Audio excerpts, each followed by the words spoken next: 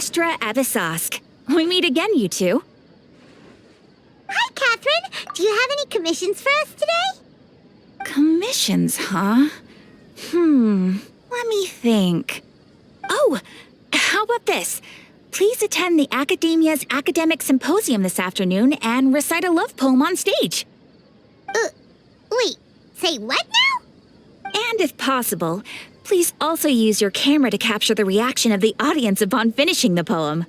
Huh? What kind of commission is that? I see. It appears that you're not interested in this commission. In that case, please go to Port Armos and convince the Eremites there to spend some time volunteering at the local orphanage.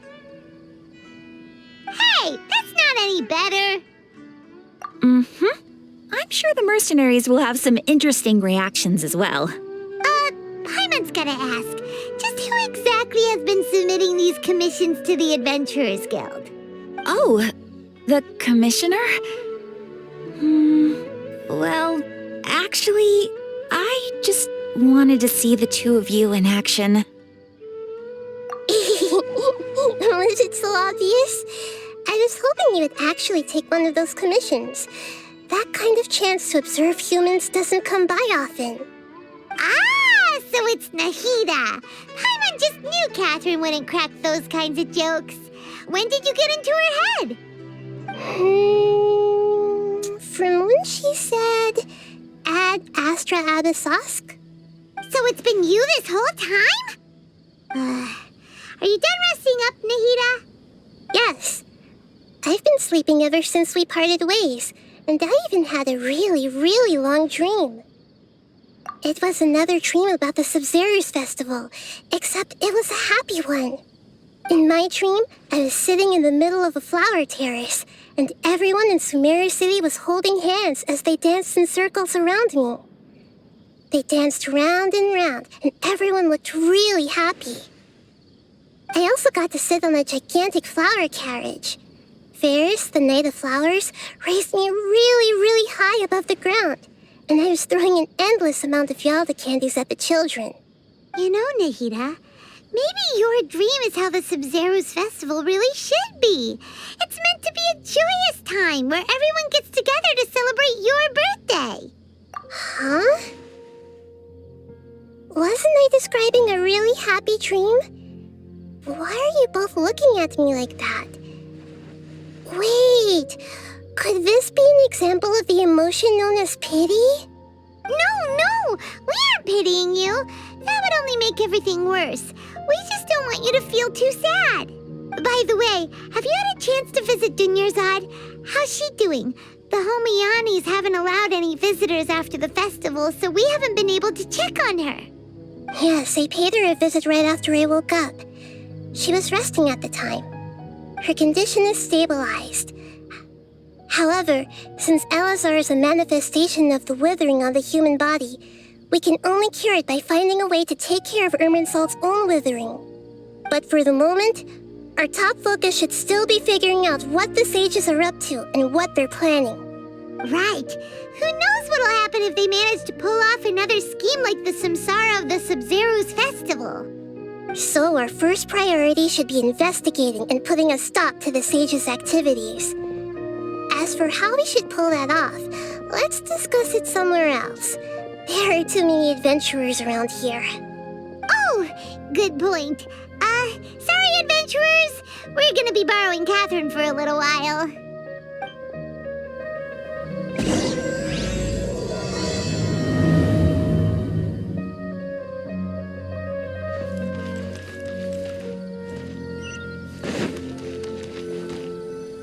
Let's continue our chat here.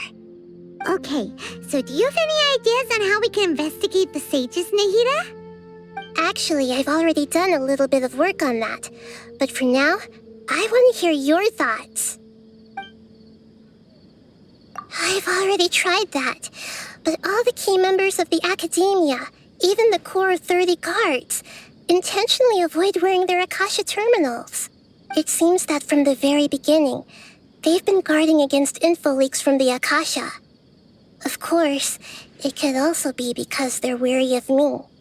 Have you already caught the sage's attention? I'm guessing not yet, but distrusting me would make perfect sense if they've ever paid attention to the urban legends about me. In any case, I probably can't take over their minds directly. No way, that's too risky. You mean it'd be too easy to get caught? No, it's not that. We shouldn't involve innocent students in this. A single mistake could completely ruin their lives. Doing that would be ignoring the safety of my people for my own selfish goals. How is that any different from what the sages are doing? That's a good point. Spoken like the god of Sumeru. We're in the dark as of now. Since we still don't know anything about their goals, any rash move could tip them off and lead to terrible consequences. After all, every person in Sumeru City is one of their hostages. Are we really out of ideas? Nahida, you're super smart, so you already have something in mind, right? Don't keep us in suspense. Spill the beans already. According to a popular theory from the Vahumana Darshan of the Academia, rejecting impractical motions at the beginning of a planning session will give more weight to the actual proposal. Okay, but aren't you the god of wisdom? You don't have to use that kind of gimmick to make us take your ideas seriously. Well, I've been thinking that if I can't directly possess the leaders, and if I can't get ordinary people involved, then I should find someone who's already involved, but hasn't decided to side with the sages. You're saying we should recruit a spy? That does sound like it could work. Oh, before coming back, we met someone named Alhaitham. He seems like he acts alone, and he likes doing stuff behind the Academia's back. They probably aren't in cahoots. Actually, I already have someone in mind. Do you still remember that female scholar named Setaria? Setaria. Paimon remembers now. Isn't she the one who's always trailing behind the Grand Sage of the Academia? We ran into her basically every time the Sub-Zero's festival repeated itself. You could even say we're old enemies by now. Paimon still remembers the smug and mean way she always spoke to Nilou. I've always liked observing all kinds of people, and Setaria has always stood out from the crowd. She was born in the desert and was hailed as their greatest genius. Her academic gifts allowed her special admission into the academia, and also gave her the opportunity to serve as the sage's assistant. Oh, Paimon didn't know she was from the desert. She must be pretty special then. Paimon feels like most of the desert dwellers around the city are working as mercenaries. The name Setaria means star.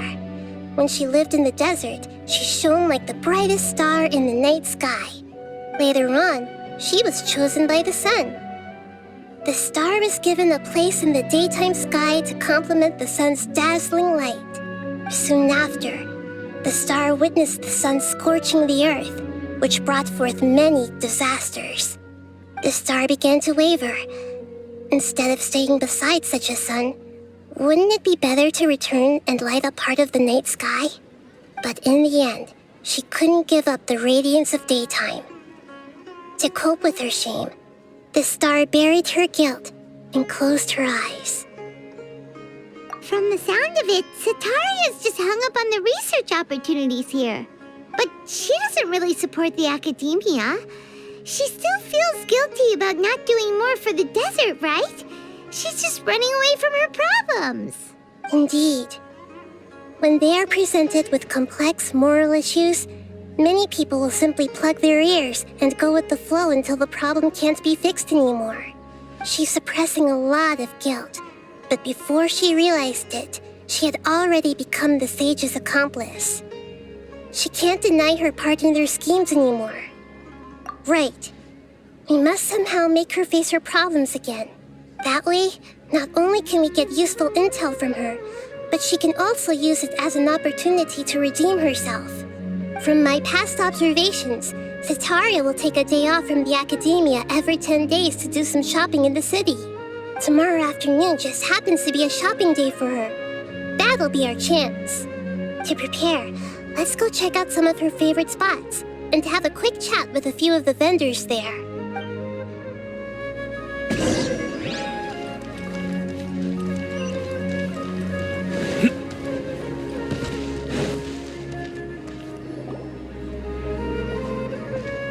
This should be Sataria's favorite fortune-telling spot.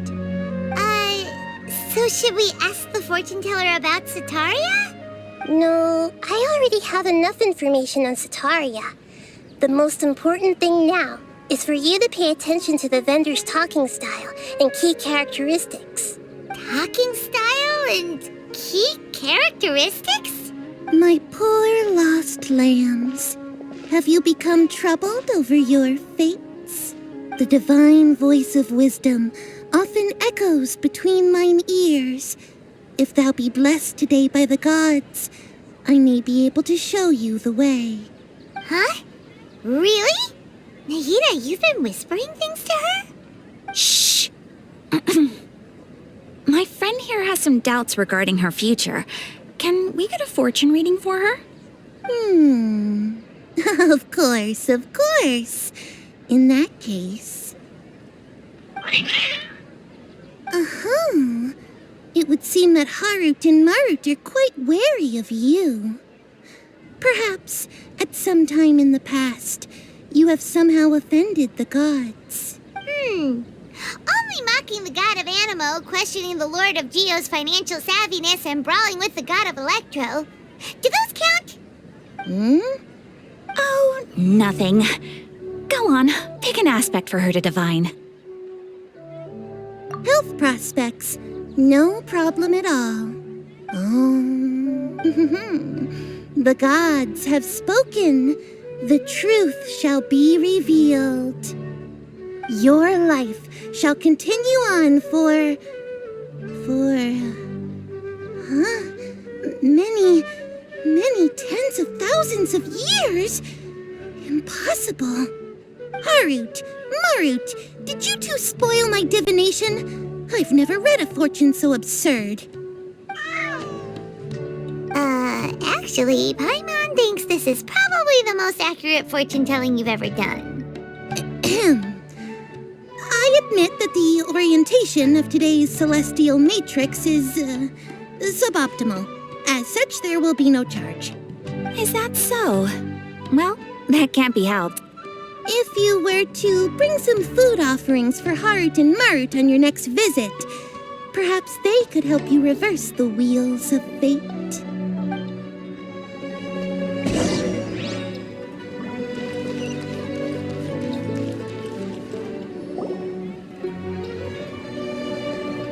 Is this another one of Sataria's favorite stalls? Yep, it belongs to a king. His father helped Sataria a lot when she first moved to Samari City, so she still comes by whenever she has time. When I start talking with him, listen carefully to the details of our conversation. Ah, dear customers! Would you like to look at some pottery? We caught wind of your great craftsmanship, so we specifically came to take a look. Oh, I recognize you. Aren't you Miss Catherine from the Adventurers Guild? Sounds like I'm in for some big business. Speaking of, where did you learn this trade? I suppose you could say it all started with my dad. He's a mason by trade, but I picked up an interest in clay while apprenticing for him. After that, I began making pottery by myself in secret, and I simply changed trades when my works turned out well. Although it's a pity that I'm no longer making much use of the knowledge provided to me by the Akasha. That's nice. You're making a living doing something you love. So is your father still working as a mason? Oh no, not anymore. A few years back, he fell from a roof and broke his leg. Since he had already saved enough mora over all these years, he's just enjoying the retired life in Port Ormos nowadays. I see. We wish him peace and happiness in his retirement. I'll have someone in charge of logistics at the guild come by another day for some goods. We'll leave you to it. Take care now. No problem.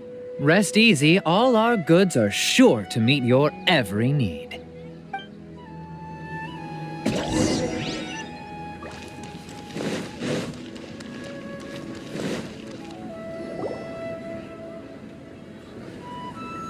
This should be our final stop.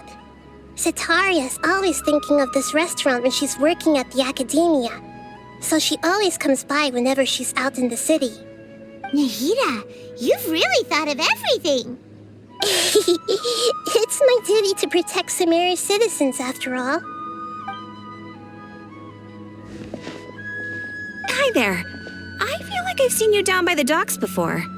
Huh? Sorry, I don't quite remember. If I recall, you were having a discussion with someone about shipbuilding at the time. Ah, that's right! I've always been really interested in feats of marine engineering. After all, I grew up in Liyue Harbor and spent my entire childhood staring at the ships going in and out of the port. I came to Sumeru to study, but failed to make it into the academia due to my lack of talent.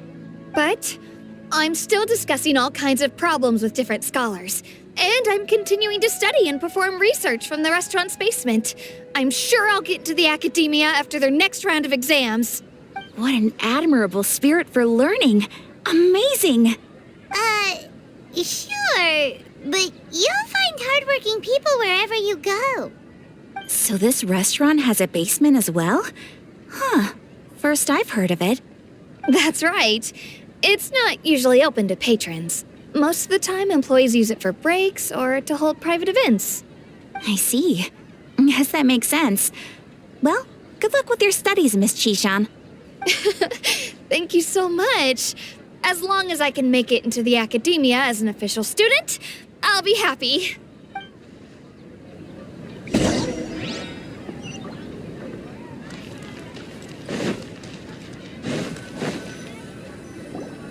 So, was that everybody? Mm-hmm.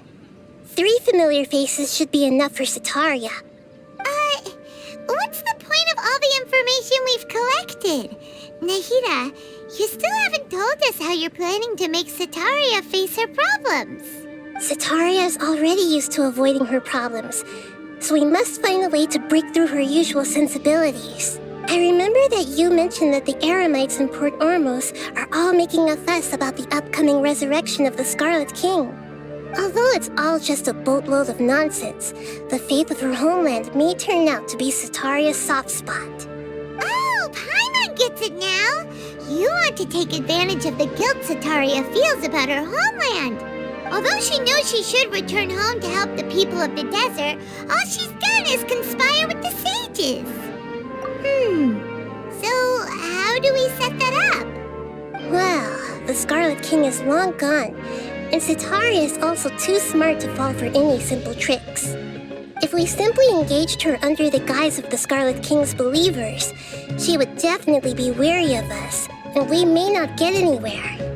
But if we were to borrow some of her close acquaintances to talk with her, her reaction would probably be very different. So, you mean you're going to possess those people we just talked to? Yep. Possess them through the Akasha, imply that they've already converted to the faith of the Scarlet King, and then convey our made-up will of the Scarlet King. As long as everything goes smoothly, we'll get through to Cetaria for sure. She'll never guess that we had anything to do with it. So that's how you're going to use all the info we collected on these people. It's so that you won't slip up and break form. Possessing them will only work if you can manage to pass off as them. Exactly. So, best of luck with impersonating them. Huh? Best of luck? But we don't know how to possess anyone. That's no problem at all. I'll just share all their senses with you once I've possessed them. As long as you're also wearing an Akasha terminal, the effect will basically be as if you've possessed them yourself. Huh. That is pretty convenient. But why does she have to do this? Can't you do it yourself? Although I've been observing humans for a while, I've never been good at imitating them. You're not wrong. It's always been painfully obvious whenever you try to pass as Catherine. If it was at all possible, I would have preferred to leave these people alone.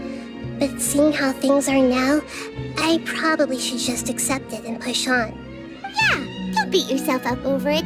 We're only doing this to help everyone, and we'll only be borrowing them for a little while anyway. Alright, then let's give it a go tomorrow afternoon.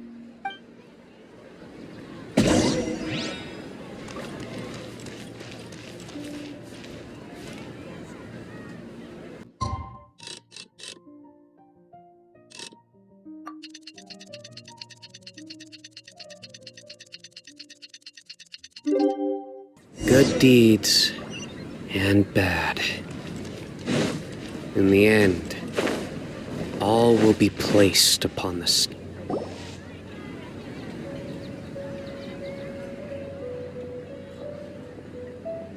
Oh, here she comes. Satori is here. Let's quietly follow her.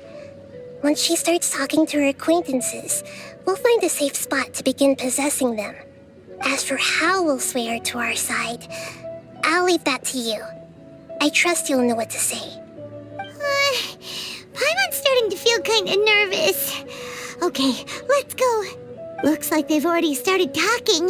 Let's find a hiding spot and get started.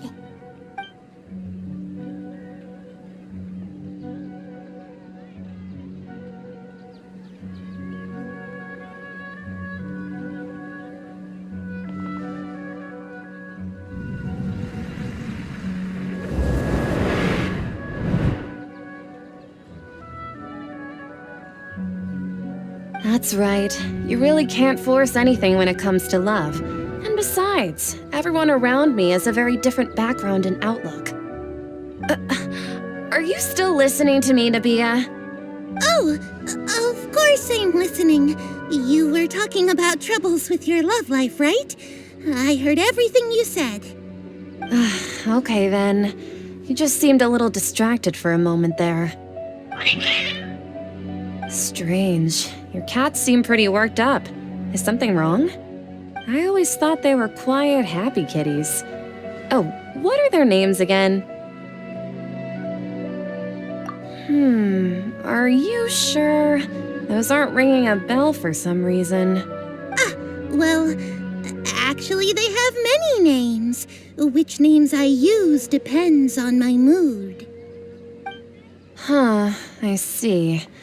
I imagine that must be hard for the kitties, too. So, which fortune do you want me to read for you today? You must have come for another echo of the divine voice of wisdom. I'd like to get another reading on my love prospects, but to be perfectly honest with you, I feel like I've been a real mess recently. A mess? Well, could you do a reading on how long it'll take me to finish my current project at work? I really just want to get it over with. I hear you. No problem at all. The gods will reveal the truth.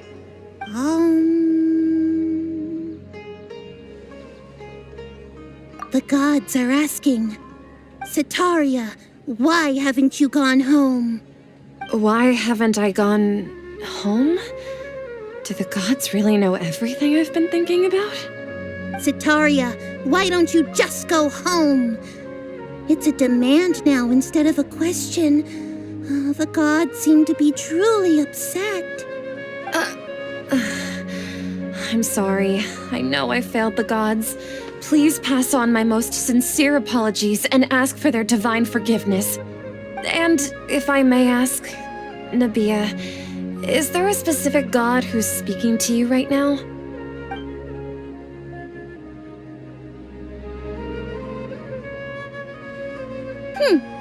What an inconsiderate and naive question.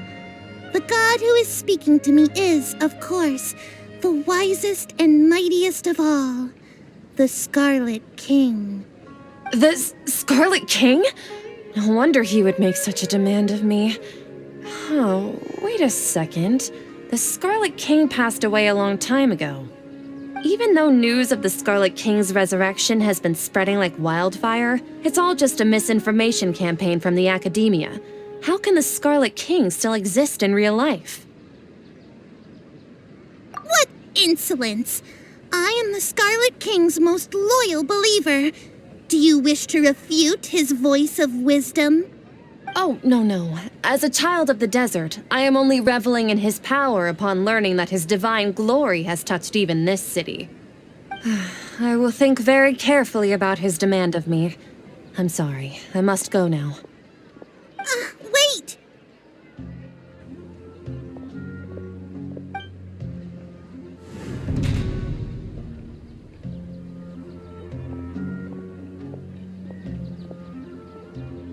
Ooh, she just ran off in a hurry. She looked pretty upset, too. Well done. Setaria didn't seem to suspect anything amiss. To have something she's been trying desperately to avoid show up out of nowhere and berate her, that must have shaken her to the core. Aw, Nahida, it seems like you understand human emotions really well after all. All I know are some abstract Harava-taught theories. And in any case, my time with you has shown a lot of them to be utterly useless. I'm still trying to make sense of everything. Anyway, enough of that. Let's hurry and catch up to Setaria. He's out of games now, right on cue. Let's get ready to possess him right away.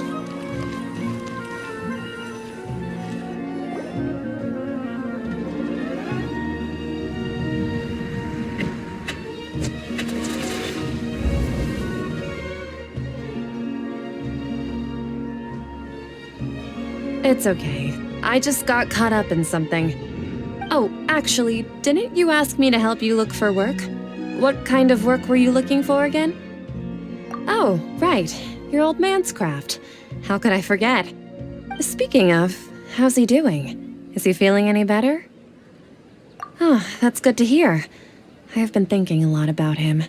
If I could get some more time off, I'd love to pay him a visit. Actually, while we're talking about him, is he still living in Port Ormos? Yeah, he's been retired there for a while. If you could find the time, please write him a letter. Please pass on that recently, faith in the Scarlet King has taken root in Port Ormos and has begun to spread across Sumeru. He has a quick temper and has always been a devout follower of the Dendro Archon. I don't want him to get into a fight with those Scarlet King believers because of a difference in beliefs. Oh? So, who are you siding with in all of this? The Academia or the Scarlet King? I'm so jealous of you. You were born a child of the desert, yet you chose to betray the Scarlet King, and now you spend all your time with those crooks from the Academia. Akeem, you don't mean you've also become a believer of the Scarlet King? What's so strange about becoming a believer of the wise Scarlet King? In fact, aren't you the strange one? The one who still can't pick a side? Can't pick a side? Me? Whoa, Paimon had no idea you'd be so good at this. You really zeroed in on the issue and put it right in front of her.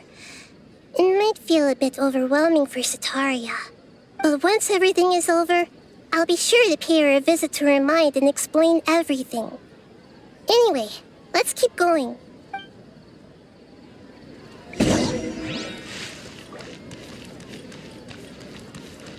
Come on, Setaria's already started talking.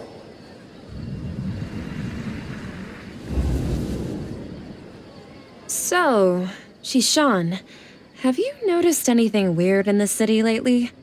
Like, as if someone was trying to preach to you about something? Wait, did you just say attic?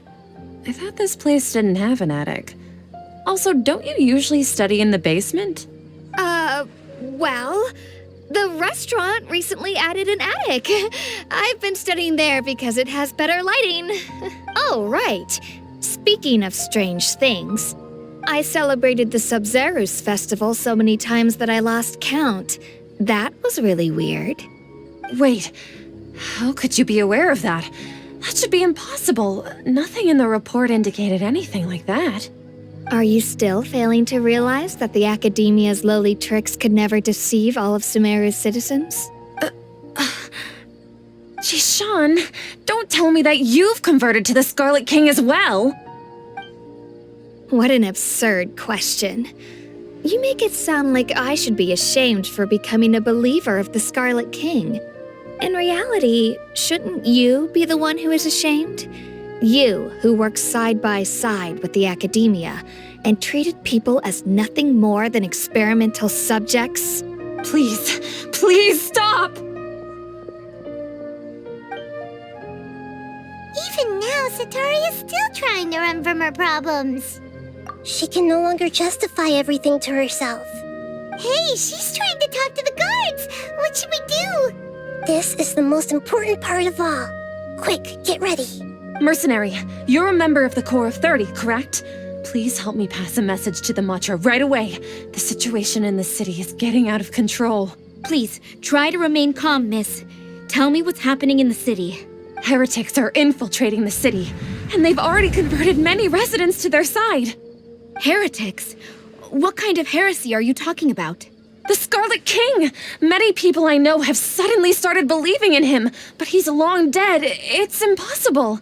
Miss Sataria, nothing is impossible. You know my name? The Scarlet King is immortal, and all who defy him will one day pay the price. You must face the truth, Sataria. You tread a treacherous path, and the longer you ignore it, the tighter the Academia's grasp on you will become, and the deeper you will be ensnared. Child of the Scarlet King, never forget that the desert that belongs to you lies elsewhere. What's so strange about becoming a believer of the wise Scarlet King? In fact, aren't you the strange one? The one who still can't pick a side? What an absurd question. You make it sound like I should be ashamed for becoming a believer of the Scarlet King. Sataria, why haven't you gone home?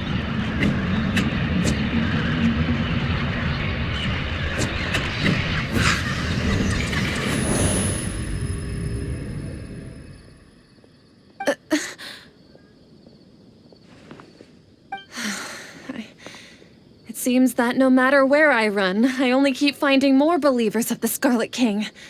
I have to say, this is a familiar feeling. I've also been running from my guilt this whole time. Guilt over my part in the Sage's plans, and from ignoring the letters from the children of my homeland. But no matter how much I may try to ignore or get rid of it, my guilt always comes back. You won't necessarily lose your research opportunities by facing the truth. Besides, did you really want to conduct your research while carrying such heavy feelings of guilt? How do you know me so well? Are you truly just a believer of the Scarlet King? Or are you the god himself? That's not important. The important thing is to pass judgment on the Academia and its sages, and to correct their mistakes. If you could provide some assistance in this matter, perhaps it could serve as a form of atonement. I've actually never believed in the gods, but I've always believed in serendipity. Your appearance must be a fated opportunity for me to get out of this wretched situation. Please tell me, what can I do for you? How much do you know about the Sage's current activities? I was just one of the designers for the massed dream harvest scheme, which is what happened around the Sub-Zeru's festival. But I know very little about the full scope of the overall project. I'd assume that only staff with the highest clearance would have access to those confidential documents. I've just been working to meet the Grand Sage's specified requirements. However, there's something that's been really bothering me. I heard that a scholar who was previously expelled has returned to the city, and even the sages are still quite wary of him. To fight against the Academia, we will need to figure out the nature and the purpose of their work. Is there a way for us to get access to the confidential documents you mentioned? It should be possible if we're willing to take some risks. After all, I'm an assistant to the Grand Sage, and I've been working on many tasks outside of the project. One thing, though, I won't be able to transfer the documents to you through the Akasha once I get my hands on them. The sages have always closely monitored all activities within the Akasha. Let me see. Let's use the most primitive method. Send someone to pick up the documents tomorrow evening at the Academia entrance. The Academia entrance. Wouldn't that be too conspicuous? Don't worry about that. I assure you, this won't be a trap. I'm only suggesting this location because it'll draw more scrutiny for me to leave the academia again. It'll be safest for me to distract the guards long enough to hand you the documents. All right, I trust you. So, if I were to successfully complete this task, would it mean I've atoned for my wrongdoings? That'll depend on the judgment of the Dendro Archon. The Dendro Archon. That's right. Her people are the ones we have endangered. As the God of Wisdom, she's also the one responsible for judging and guiding the scholars. Maybe it's time for me to find a god to believe in. Just as Nahida predicted, we've managed to bring Setaria to our side! The Traveler's execution was ingenious. She's the one who deserves all the praise. Well, now that we've made plans to meet again tomorrow evening, all we can do is pray for Setaria's mission to go off without a hitch. Pray? But if we're going to pray to the gods, aren't we just praying to you? God of Wisdom and Guardian of the Scholars? No. The truth is the true Guardian of Scholars. I've always believed that. Anyway, let's meet again tomorrow evening at the Adventurers Guild.